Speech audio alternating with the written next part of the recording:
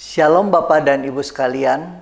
Dalam kesempatan ini kita akan membahas mengenai hari-hari raya bangsa Yahudi dan nubuatannya. Bapak Ibu sekalian, materi ini diambil dari buku akhir zaman kami yang berjudul Tanda-tanda Langit Kedatangan Tuhan Yesus, bab yang kedua. Sebelum kita membahas mengenai hari-hari raya bangsa Yahudi, mungkin ada dari Bapak dan Ibu sekalian yang bertanya-tanya, mengapa kita perlu mempelajari hari-hari raya bangsa Yahudi? Bukankah kita tidak mengikuti hukum Taurat? Untuk menjelaskan hal tersebut, mari kita baca beberapa ayat sebagai berikut. Yang pertama Bapak Ibu sekalian, di Keluaran 25 ayat 8. Dan mereka harus membuat tempat kudus bagiku, supaya aku akan diam di tengah-tengah mereka, menurut segala apa yang aku tunjukkan kepadamu, sebagai contoh kemah suci dan sebagai contoh segala perabotannya, demikianlah harus kamu membuatnya. Jadi ketika Tuhan menyuruh atau menugaskan bangsa Israel untuk membuat bait suci, atau kemah suci tepatnya pada waktu itu, maka Tuhan memberikan contoh dahulu. Baik contoh mengenai kemah suci maupun contoh perabotannya. Di Ibrani 8 ayat 5. Pelayanan mereka adalah gambaran dan bayangan dari apa yang ada di sorga. Sama seperti yang diberitahukan kepada Musa ketika ia hendak mendirikan kemah. Ingatlah, demikian firman-Nya, bahwa engkau membuat semuanya itu menurut contoh yang telah ditunjukkan kepadamu di atas gunung itu. Artinya Bapak Ibu sekalian, baik kemah suci maupun pelayanan, yaitu liturgi-liturgi tersebut, itu semua hanyalah contoh, hanyalah bayangan apa yang sudah ada atau apa yang dilakukan di sorga. Ya. Bahkan selanjutnya dijelaskan Bapak Ibu sekalian di Ibrani 10 ayat 1a. Di dalam hukum Taurat hanya terdapat bayangan saja dari keselamatan yang akan datang, dan bukan hakikat dari keselamatan itu sendiri, sebab tidak mungkin darah lembu jantan atau darah domba jantan menghapuskan dosa. Jadi dijelaskan bahwa bahkan hukum Taurat sendiri itu bukan merupakan keselamatan yang Tuhan janjikan. Ya. Jadi hukum Taurat, apa yang dilakukan hukum Taurat misalnya, mereka harus mempersembahkan korban untuk penebusan dosa, itu hanyalah bayangan. Oleh sebab itu, di Kolose 2 ayat 16 dijelaskan, karena itu janganlah kamu biarkan orang menghukum kamu mengenai makanan dan minuman, atau mengenai hari raya, bulan baru, ataupun hari Sabat. Jadi ayat ini menjelaskan, sebagai anak-anak Tuhan kita jangan terganggu mengenai peraturan-peraturan yang ada di hukum Taurat mengenai makanan. Misalnya mana yang haram, mana yang halal. Kemudian juga kita tidak perlu mengikuti tradisi-tradisi yang berkaitan dengan hari raya, bulan baru, maupun hari Sabat. Ya, mengapa? Karena di ayat 17 dengan jelas dikatakan, semuanya itu hanyalah bayangan dari apa yang harus datang, sedang wujudnya ialah Kristus. Artinya hukum Taurat, berikut juga hari-hari raya, itu semua merupakan bayangan dari Kristus. Atau dengan kata lain, hari raya Yahudi itu akan digenapi oleh Yesus Kristus. Ya. Karena hari-hari raya Yahudi itu akan digenapi oleh Yesus Kristus, maka walaupun kita tidak melakukan atau tidak menjalankan ibadah-ibadah atau perayaan tersebut, kita perlu mempelajari agar kita mengerti bagaimana nanti akan digenapi oleh Tuhan Yesus. Bapak Ibu sekalian, bangsa Yahudi memiliki 7 hari raya yang utama. Ya, di mana ketujuh hari raya itu dibagi 2. Ya, ada 3 hari raya musim hujan dan 4 hari raya musim panas. Hari raya musim hujan terdiri dari Paskah, Buah Sulung, dan Pentakosta. Dan ketiga hari raya ini telah digenapi pada saat kedatangan Tuhan Yesus yang pertama. Sedangkan hari raya musim panas berupa hari raya Serunai, Pendamaian, Pondok Daun, dan Hanukkah belum ada satupun yang digenapi. Dan banyak teolog yang meyakini bahwa keempat hari raya musim panas ini akan digenapi pada saat kedatangan Tuhan Yesus yang kedua kalinya. Ya. Untuk itu Bapak Ibu sekalian, mari kita pelajari hari raya musim hujan dan penggenapannya. Yang pertama adalah mengenai Paskah. Di Imamat 23 ayat 5 dikatakan, dalam bulan yang pertama pada tanggal 14 bulan itu pada waktu senja ada Paskah bagi Tuhan. Dan kita tahu hari raya ini digenapi oleh Tuhan Yesus, di mana Tuhan Yesus pun mati atau disalibkan pada hari raya Paskah, seperti yang tercatat di Injil Yohanes 19 ayat 14 sampai 16. Hari itu ialah hari persiapan Paskah, kira-kira jam 12. Kata Pilatus kepada orang-orang Yahudi itu, inilah rajamu. Maka berteriaklah mereka, enyahkan dia, salibkan dia. Kata Pilatus kepada mereka, haruskah aku menyalibkan rajamu? Jawab imam-imam kepala, kami tidak mempunyai raja selain daripada Kaisar. Akhirnya Pilatus menyerahkan Yesus kepada mereka untuk disalibkan. Jadi ketika di perjanjian lama, Paskah itu digenapi atau dilakukan dengan menyembelih domba. Dan hari raya ini digenapi oleh Tuhan Yesus sebagai domba Allah yang dikorbankan bagi keselamatan umat manusia. Selanjutnya hari raya yang kedua, yaitu hari raya Buah Sulung. Di Imamat 23 ayat 10 dikatakan, berbicaralah kepada orang Israel dan katakan kepada mereka, apabila kamu sampai ke negeri yang akan kuberikan kepadamu dan kamu menuai hasilnya, maka kamu harus membawa seberkas hasil pertama dari penuaianmu kepada imam. Dan imam itu haruslah mengunjukkan berkas itu di hadapan Tuhan, supaya Tuhan berkenan akan kamu. Imam harus mengunjukkannya pada hari sesudah Sabat itu. Ya.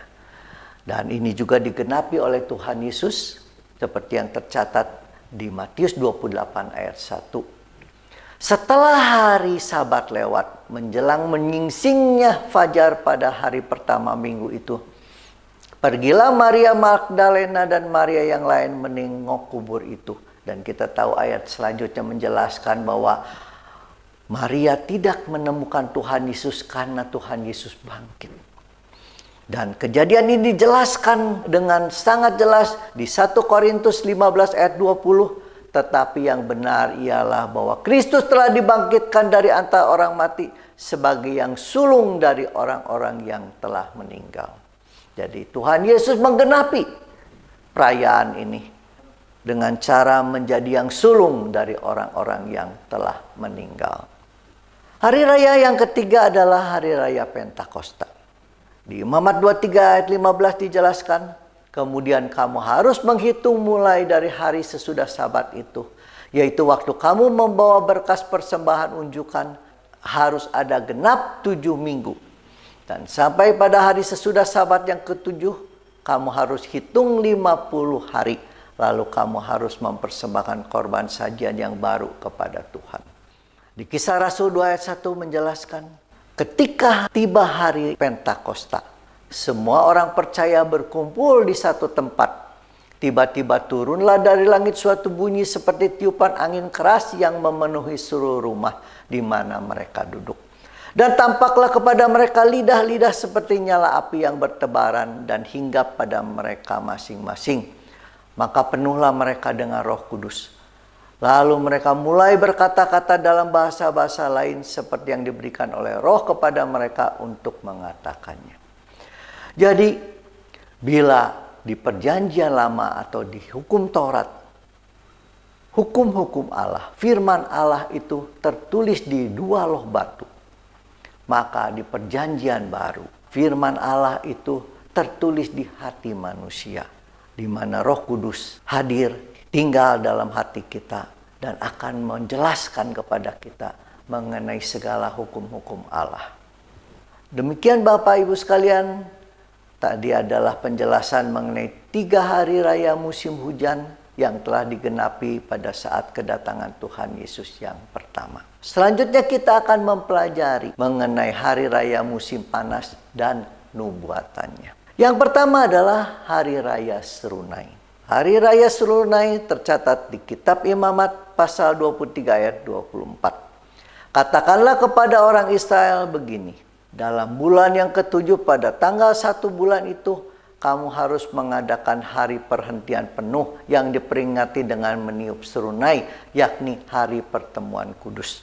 Atau biasanya hari raya ini dirayakan pada tanggal 1 bulan yang ke-7 atau bulan Tisri. Bapak Ibu sekalian, hari raya peniupan serunai merupakan hari pertama dari 10 hari yang disebut Yomim Noraim atau 10 hari pertobatan sampai hari raya pendamaian atau Yom Kippur pada tanggal 10 Tisri. Rosh Hashanah atau hari raya Serunai merupakan bagian dari 40 hari Tesufah atau hari-hari berbalik yang dimulai pada tanggal 1 bulan yang ke-6 atau bulan Elul untuk mengenang peristiwa ketika Musa naik untuk kedua kalinya untuk menerima 10 perintah Allah. Dan selama 40 hari mereka meniup serunai untuk mengingatkan mereka agar setia dan tidak lagi menyembah berhala atau lembu emas buatan Harun. Bapak Ibu sekalian, kita tahu ketika Musa naik pertama kali untuk mendapatkan 10 perintah Allah. Kemudian karena bangsa Israel menunggu-nunggu dan Musa tidak balik-balik atau tidak turun-turun atau tidak kembali, maka mereka berpikir mungkin Musa ini sudah mati. Ya, karena itu bangsa Israel akhirnya meminta kepada Harun akan dibuatkan dewa baru yang berupa lembu emas. Dan kemudian mereka menyembah lembu emas ini.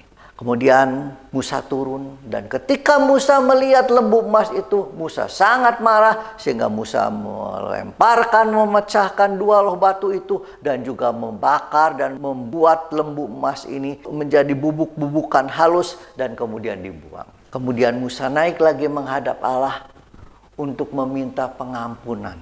Dan di mana pada saat itu Musa berpuasa selama 40 hari 40 malam memohon pengampunan dari Tuhan. Hari raya peniupan serunai merupakan hari raya untuk mengenang peristiwa ketika Musa naik untuk kedua kalinya untuk menerima 10 perintah Allah. Di mana selama 40 hari bangsa Israel akan meniup serunai untuk mengingatkan dirinya agar mereka tetap setia menyembah Tuhan dan tidak menyembah berhala. Hari raya serunai ini memiliki nubuatan bahwa pada akhir zaman akan terjadi lagi peristiwa serupa di mana bangsa Israel akan diperhadapkan lagi untuk memilih apakah mereka akan tetap setia menyembah Tuhan atau mereka akan menyembah berhala yang didirikan di bait suci Allah di Yerusalem. Mengapa demikian Bapak Ibu sekalian? Karena di 2 Tesalonika 2 ayat 3 sampai 4 dijelaskan bahwa ketika di akhir zaman akan terjadi peristiwa tersebut. Kita baca Bapak Ibu sekalian. 2 Tesalonika 2 ayat 3. Janganlah kamu membeli dirimu disesatkan orang dengan cara yang bagaimanapun juga. Sebab sebelum hari itu, sebelum Tuhan Yesus datang, haruslah datang dahulu murtad dan haruslah dinyatakan dahulu manusia durhaka, yaitu antikris yang harus binasa, yaitu lawan yang meninggikan diri di atas segala yang disebut atau yang disembah sebagai Allah. Bahkan ia duduk di bait Allah dan mau menyatakan diri sebagai Allah. Jadi di akhir zaman akan ada peristiwa di mana antikris akan menguasai bait suci. Bahkan pada saat itu dia akan menyatakan dirinya sebagai Allah. Dan di Wahyu 13 ayat 15 dikatakan, dan kepadanya diberikan kuasa untuk memberikan nyawa kepada patung binatang itu, sehingga patung binatang itu berbicara juga dan bertindak begitu rupa, sehingga semua orang yang tidak menyembah patung binatang itu dibunuh. Jadi antikris bukan hanya duduk di bait Allah dan menyatakan diri sebagai Allah, bahkan akan dibuat patung dari antikris tersebut, dan mereka akan memaksa semua orang yang ada di Yerusalem pada saat itu untuk menyembah patung tersebut, di mana mereka yang menolak akan dibunuh. Peristiwa di mana mereka akan memaksa setiap orang yang ada di Yerusalem untuk menyembah patung antikris, di mana mereka yang menolak akan dibunuh. Dalam kitab Daniel dikenal atau dipakai kata istilah kesesakan besar. Dalam kitab Wahyu dipakai kata kesusahan besar, atau yang biasa kita kenal sebagai Great Tribulation. Jadi Bapak Ibu sekalian, di akhir zaman ada dua tribulasi atau ada dua masa penganiayaan. Satu yang dikenal sebagai Great Tribulation, lamanya adalah 10 hari dan itu akan terjadi hanya di Yerusalem. Dan kemudian ada tribulasi atau ada masa penganiayaan yang akan dialami oleh semua anak-anak Tuhan di seluruh dunia. Karena itu Bapak Ibu sekalian, Hari Raya Serunai itu memiliki nubuatan bahwa bangsa Israel akan diperhadapkan kembali untuk memilih untuk menyembah berhala atau tetap setia menyembah Tuhan. Hari raya yang kedua adalah Hari Raya Pendamaian. Di Imamat 23 ayat 27-28 dijelaskan, akan tetapi pada tanggal 10 bulan yang ketujuh itu ada hari pendamaian. Kamu harus mengadakan pertemuan kudus dan harus merendahkan diri dengan berpuasa dan mempersembahkan korban api-apian kepada Tuhan. Pada hari itu janganlah kamu melakukan sesuatu pekerjaan. Itulah hari pendamaian untuk mengadakan pendamaian bagimu di hadapan Tuhan Allahmu. Bapak Ibu sekalian, Hari Raya Pendamaian merupakan akhir dari 40 hari Hari Raya Serunai. Di mana tadi sudah dijelaskan bahwa di Hari Raya Serunai bangsa Israel memperingatkan dirinya sendiri untuk tetap setia, tidak menyembah ilah-ilah lain. Dan hari raya ini diakhiri di Hari Raya Pendamaian. Di Hari Raya Pendamaian, Bapak Ibu sekalian, bangsa Yahudi meyakini bahwa jika mereka tetap setia menyembah Tuhan, tidak menyembah ilah yang lain, maka nama mereka akan tetap tercatat di buku kehidupan. Sebaliknya mereka yang menyembah ilah lain, maka nama mereka akan tercoret atau akan dicoret dari buku kehidupan. Namun selain itu Bapak Ibu sekalian, Hari Raya Pendamaian juga merupakan hari raya yang ada kaitannya dengan tahun Yobel atau tahun ke-50. Sebagaimana dijelaskan di Imamat 25 ayat 8. Selanjutnya engkau harus menghitung 7 tahun Sabat, yakni 7 kali 7 tahun, sehingga masa 7 tahun Sabat itu sama dengan 49 tahun. Lalu engkau harus memperdengarkan bunyi sangkakala di mana-mana dalam bulan yang ketujuh pada tanggal 10 bulan itu. Pada Hari Raya Pendamaian, kamu harus memperdengarkan bunyi sangkakala itu di mana-mana di seluruh negerimu. Kamu harus menguduskan tahun yang ke-50 dan memaklumkan kebebasan di negeri itu bagi segenap penduduknya. Itu harus menjadi tahun Yobel bagimu, dan kamu harus masing-masing pulang ke tanah miliknya dan kepada kaumnya. Jadi Bapak Ibu sekalian, tahun Yobel merupakan tahun ke-50. Ya, sesudah atau dimulai dari akhir tahun ke-49 atau akhir dari Hari Raya Pendamaian ke-49. Jadi Bapak Ibu sekalian, Hari Raya Pendamaian atau Yom Kippur memiliki nubuatan.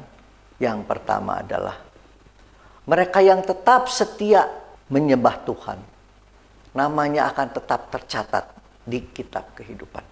Dan yang kedua adalah berkaitan dengan tahun Yobel, di mana 1 hari setelah Hari Raya Yom Kippur ke-49, maka mereka akan memasuki hari atau tahun Yobel.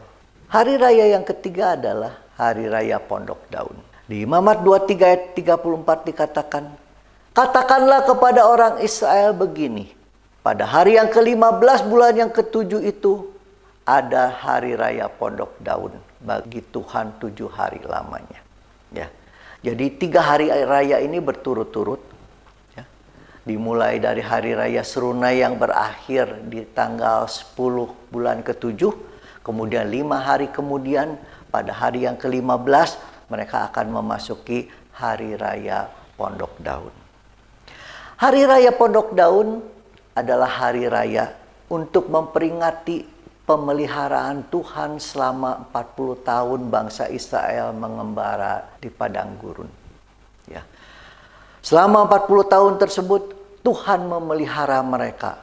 Tuhan memelihara kehidupan mereka, bahkan Tuhan menaungi mereka dengan tiang awan pada waktu siang dan memberikan tiang api ketika malam. Bangsa Israel biasanya memperingati hari raya ini dengan membuat pondok-pondok sederhana yang mereka buat atau mereka taruh di depan rumah mereka atau di jalan di depan rumah mereka. Dan juga mereka biasanya membawa daun-daun palem. Ya. Jadi ada 2 ciri khas yang berkaitan dengan perayaan ini, yaitu suatu pondok sederhana atau suatu kemah sederhana dan juga daun palem. Bapak Ibu, jika kita pelajari di kitab Wahyu, ada 2 bagian yang menjelaskan mengenai peristiwa pengangkatan atau peristiwa keadaan di sorga berkaitan dengan pengangkatan. Ya. Yang pertama ada di Wahyu 7 ayat 9. Kemudian daripada itu aku melihat sesungguhnya suatu kumpulan besar orang banyak yang tidak dapat terhitung banyaknya dari segala bangsa dan suku dan kaum dan bahasa, berdiri di hadapan tahta dan di hadapan Anak Domba, memakai jubah putih dan memegang daun-daun palem di tangan mereka. Kemudian di bagian lain, di Wahyu 7 ayat 14 dan 15, maka kataku kepadanya, Tuanku, Tuhan mengetahuinya. Lalu ia berkata kepadaku, mereka ini adalah orang-orang yang keluar dari kesusahan yang besar, dan mereka telah mencuci jubah mereka dan membuatnya putih di dalam darah Anak Domba. Karena itu mereka berdiri di hadapan tahta Allah dan melayani Dia siang malam di bait sucinya. Dan Ia yang duduk di atas tahta itu akan membentangkan kemahnya di atas mereka. Dari kedua penjelasan mengenai pengangkatan ini, ada 3 hal yang disebutkan. Pertama adalah bahwa orang-orang tersebut memang membawa daun palem. Kedua, bahwa peristiwa pengangkatan ini terjadi sesudah kesusahan besar atau setelah peristiwa Great Tribulation. Dan kemudian Tuhan membentangkan kemahnya. Ya. Jadi Bapak Ibu sekalian, hari raya Pondok Daun ini berkaitan dengan pengangkatan atau rapture. Karena itu Bapak Ibu sekalian, hari raya Pondok Daun ini memiliki nubuatan bahwa pada hari tersebut Tuhan Yesus akan turun dari sorga dan nampak di awan-awan. Dan kemudian akan terjadi pengangkatan kepada mereka yang mati dalam Kristus. Selanjutnya adalah hari raya yang keempat, yaitu hari raya Hanukkah. Hari raya Hanukkah dirayakan di Yerusalem pada tanggal 25 Kislew atau di sekitar bulan Desember selama 8 hari.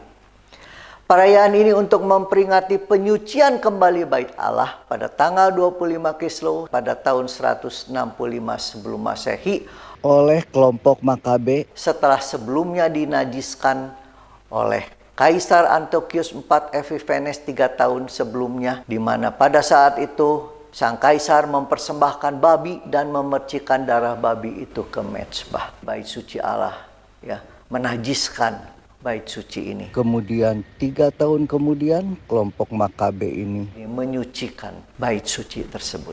Bapak Ibu sekalian, di Injil Yohanes 10 ayat 22 dijelaskan bahwa Tuhan Yesus pun merayakan hari raya ini, ya, seperti tercatat di Yohanes 10 ayat 22.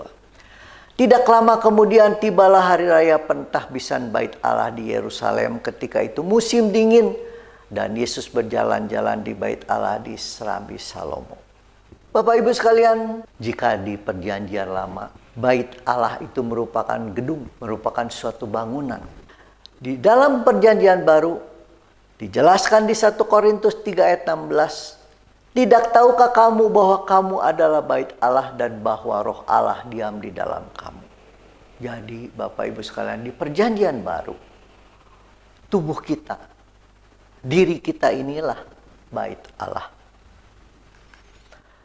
Yang menarik Bapak Ibu sekalian, di kitab Daniel 12 ayat 10 dikatakan bahwa di akhir zaman akan terjadi satu peristiwa di mana anak-anak Tuhan akan disucikan, dimurnikan.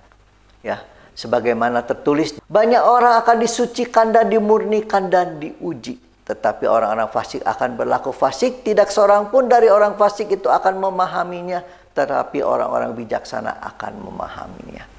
Jadi Bapak Ibu sekalian, di akhir zaman, sebelum pengangkatan, kita anak-anak Tuhan sebagai bait suci Allah itu akan disucikan, akan dimurnikan, bahkan juga diuji. Di mana peristiwa tersebut sama dengan peristiwa Hanukah yang dilakukan oleh Makabe ini. Mereka, kelompok ini menyucikan bait suci Allah secara fisik. Maka di akhir zaman akan terjadi juga peristiwa penyucian diri kita sebagai bait suci Allah. Jadi Bapak Ibu sekalian, hari raya Hanukah memiliki nubuatan. Anak Tuhan akan disucikan, dimurnikan dan diuji, dan yang bertahan akan diangkat. Jadi secara keseluruhan Bapak Ibu sekalian, nubuatan pada hari raya musim panas adalah sebagai berikut.